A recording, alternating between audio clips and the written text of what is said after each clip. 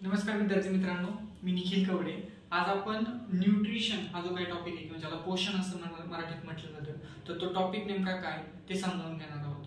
तर आपण आपल्या दररोज दैनंदिन आयुष्यामध्ये वेगवेगळ्या क्रिया करण्यासाठी, जसं की चालणं आहे, बोलणं आहे, खेळणं आहे, काम करणं आहे, या सगळ्या गोष्टींसाठी अन्नाची गरज असते आणि ऊर्जेची गरज असते। आणि ती जी ऊर्जा आपल्याला मिळते ती ऊर्जा आपल्याला त्या ठिकाणी अन्नातून मिळत असते किंवा आपण जे काही फूड इंटेक घेतो तर त्याच्यातून आपल्याला ती ऊर्जा मिळत असते। तर ती ऊर्जा मिळवण्याची जी काही प्रक्रिया आहे तर तिला आपण पोषण असं म्हणतो। तर आता हे पोषण पाहत असताना बेसिकली आपण पाहू शकतो की न्यूट्रिएंट्स हा त्यातलाच एक प्रकार आहे। न्यूट्रिएंट्स म्हणजे काय, आपण जे काही दररोज अन्न घेतो तर ते अन्न घेत असतो, तर त्या अन्नामध्ये नेमके कुठल्या कुठल्या प्रकारचे घटक असतात, तर ते अन्नातले घटक कुठले कुठले असतात, तर ते त्याचं एक्सप्लेनेशन न्यूट्रिएंट्स या टॉपिकच्या अंडर येतं। तर त्याच्यामध्ये न्यूट्रिएंट्स मध्ये बेसिकली दोन प्रकारचे न्यूट्रिएंट्स असतात, एक असतं मेजर न्यूट्रिएंट्स आणि दुसरं असतं मायनर न्यूट्रिएंट्स। मेजर आणि मायनर याच्यामध्ये काय फरक आहे की जे आपल्याला रेग्युलर कार्य करण्यासाठी किंवा ऊर्जा करण्यासाठी जे मोठ्या प्रमाणात किंवा जास्त प्रमाणात लागतात तर ते असतात ते मेजर न्यूट्रिएंट्स, आणि जे कमी प्रमाणात लागतात पण महत्त्वाचे असतात ते असतात मायनर न्यूट्रिएंट्स। मग मेजर न्यूट्रिएंट्स मध्ये कुठले कुठले येतात, त्याच्यामध्ये कार्बोहायड्रेट्स, प्रोटीन्स आणि फॅट्स असे तीन जे काही घटक आहेत तर ते मेजर न्यूट्रिएंट्स मध्ये येतात। आणि मायनर न्यूट्रिएंट्स मध्ये बेसिकली दोन येतात, एक आहेत विटॅमिन्स आणि मिनरल्स। आता हे जे मायनर न्यूट्रिएंट्स आहेत हे कमी प्रमाणात लागतात, परंतु शरीराच्या वेगवेगळ्या प्रक्रिया करण्यासाठी किंवा वेगवेगळ्या आपल्याला दैनंदिन ऍक्टिव्हिटी करण्यासाठी महत्त्वाचे असणारे हे दोन आहेत ते विटॅमिन्स आणि मिनरल्स, की ज्याला आपण मायनर न्यूट्रिएंट्स असं आपण म्हणतो। तर त्यातले जे काही विटॅमिन्स हा जो काही टॉपिक आहे किंवा विटॅमिन्स हे जे काही न्यूट्रिएंट्स आहेत तर त्याचा आपण डिटेल अभ्यास या टॉपिक मध्ये करणार आहोत। तर विटॅमिन्स मध्ये बेसिकली दोन प्रकार पडतात, एक असतात वॉटर सोल्युबल आणि दुसरे असतात फॅट सोल्युबल। वॉटर सोल्युबल म्हणजे जे पाण्यात सोल्युबल असतात असे वॉटर सोल्युबल न्यूट्रिएंट्स, त्याच्यामध्ये बेसिकली दोन न्यूट्रिएंट्स, एक आहे बी आणि दुसरा आहे सी। आणि जे काही फॅट सोल्युबल म्हणजे जे फॅट मध्ये सोल्युबल असतात असे चार न्यूट्रिएंट्स आहेत, त्याच्यामध्ये ए डी ई आणि के असे जे काही चार न्यूट्रिएंट्स आहेत तर ते आपल्याला त्या ठिकाणी फॅट सोल्युबल म्हणून हे करत असतात। आता जे टोटल सहा विटॅमिन्स आहेत तर सहा विटॅमिन्सचा आपण डिटेल अभ्यास करणार आहोत। त्याच्यामध्ये आपण काय काय बघणार आहोत तर कुठले कुठले विटॅमिन्स आपल्याला सहा विटॅमिन्सचा अभ्यास करायचा आहे, त्याच्याबरोबर त्यांचं केमिकल नेमकं काय आहे, त्यांना केमिकली रासायनिक नाव ज्याला आपण म्हणतो तर ते नेमकं काय आहे, ते विटॅमिन्स मिळवण्यासाठी आपल्याला नेमकं कुठले सोर्सेस किंवा कुठले मुख्य स्रोत आहेत की ज्याच्यामधून आपल्याला ते विटॅमिन्स मिळत असतात त्याचा अभ्यास आपण करणार आहोत। आणि त्याच्याबरोबर जर समजा त्या विटॅमिनची कमतरता निर्माण झाली तर त्याच्यामुळे आपल्याला कुठल्या प्रकारचे आजार उद्भवू शकतात किंवा कुठल्या प्रकारचे आजार होऊ शकतात याचाही अभ्यास आपण या ठिकाणी करणार आहोत। तर आता पहिलं जे काही न्यूट्रिएंट आहे तर ते आहे विटॅमिन ए किंवा ज्याला आपण विटॅमिन ए असं म्हणतो। तर त्याचं केमिकल नाव आहे रेटिनॉल, त्याचं नाव आहे केमिकल नाव आहे रेटिनॉल।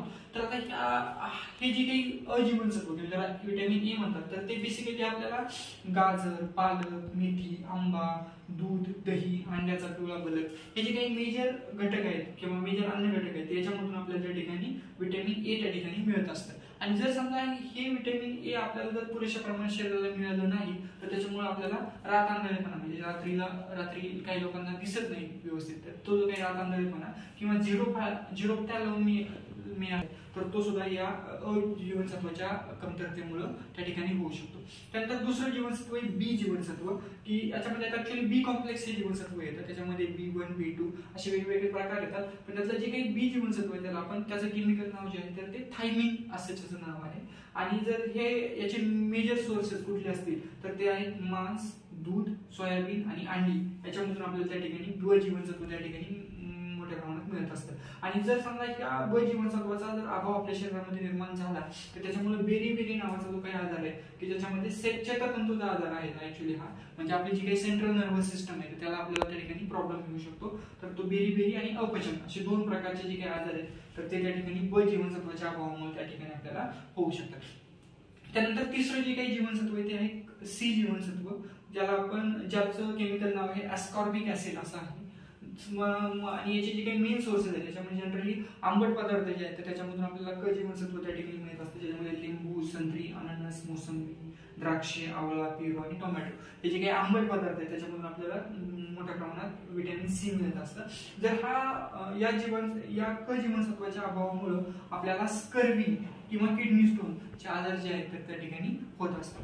जर आपण आता त्याच्यानंतरचं पुढचं जीवनसत्व आहे ड जीवनसत्व किंवा ज्याला व्हिटॅमिन डी असं म्हणतात.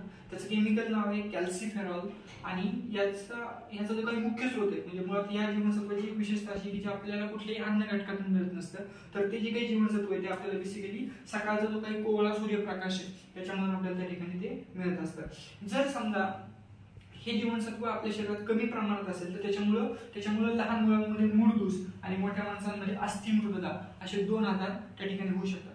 आणि नुसतं कमी असून चालणार नाही. जर कदाचित जर समजा हे ड जीवनसत्वाचं प्रमाण आपल्या शरीरामध्ये वाढलं तर त्याच्यामुळे आपल्या शरीराला बेसिकली 2 आजार होतात. ज्याला आपण त्याच्यामुळे आपल्या शरीरातलं कॅल्शियमचं आणि फॉस्फरसचं प्रमाण वाढतं आणि ज्यालाच अनुक्रमे आपण काय म्हणतो, जर कॅल्शियमचं प्रमाण वाढलं तर हायपर कॅल्सिमिया आणि जर फॉस्फरसचं प्रमाण वाढलं तर त्याला आपण हायपर फॉस्फॅटोमिया नावाचा जो काही आजार आहे तर तो आपल्याला जर ड जीवनसत्व जास्त प्रमाणात झालं तर त्याच्यामुळे होत असतो. त्याच्यानंतर आहे ई जीवनसत्व ज्याचं केमिकल नाव आहे टोकोफिरॉल आणि हे जे काही जीवनसत्व आहे तर ते आपल्याला बेसिकली सगळ्या प्रकारची जी काही वनस्पती आहेत त्यांच्या तेलांमधून त्या ठिकाणी आपल्याला हे जीवनसत्व मिळत असतं. आणि जर ह्या जीवनसत्वाचा अभाव जर त्या ठिकाणी झाला तर त्याचा जो काही त्याच्या अभावामुळे वांझपणा येण्याची शक्यता ही जास्त प्रमाणात असते. त्याच्यानंतर येतं क जीवनसत्व किंवा के जीवनसत्व. के जीवनसत्वाला फायलोक्विनोनिन असं त्याचं केमिकल नाव आहे आणि त्याचा जो काही मेजर सोर्स जो आहे तर तो आहे पालक, कोबी, दूध आणि कडधान्य. आणि जर समजा याला बेसिकली रक्त गोठण्याच्या प्रक्रियेतलं महत्वाचं जीवनसत्व असं व्हिटॅमिन के ला म्हटलं जातं. जर समजा ह्या जीवनसत्वाची कमतरता आपल्या शरीरामध्ये असेल तर आपल्या शरीरामध्ये रक्त गोठण्यास विलंब होतो. म्हणजे कुठली जखम वगैरे झाली तर आपलं रक्त लवकरात लवकर गोठत नाही. आणि जर समजा ह्या के जीवनसत्वाचा सत्व जास्त प्रमाणात झालं तर त्याच्यामुळे ॲनिमिया किंवा कावीळ असे हे 2 प्रकारचे आजार त्या ठिकाणी होत असतात. तर मित्रांनो हे आहे एकंदरीत न्यूट्रिशन किंवा व्हिटॅमिन जे काही आपल्याला आपल्या पोषण प्रमाणामध्ये मायनर प्रमाणात लागणारे जे काही विटॅमिन्स आहेत तर ते हे बेसिकली 6 विटॅमिन्स, त्यांची केमिकल नावं, त्यांचे major sources of from food intake आणि त्याच्या अभावामुळे होणारे रोग याचा आपण आता या चार्टमध्ये अभ्यास केला आहे. तर तुम्ही हा चार्ट प्रॉपरली व्यवस्थित स्टडी केला तर निश्चितपणे तुम्हाला या टॉपिकमध्ये कुठलीही अडचण येणार नाही.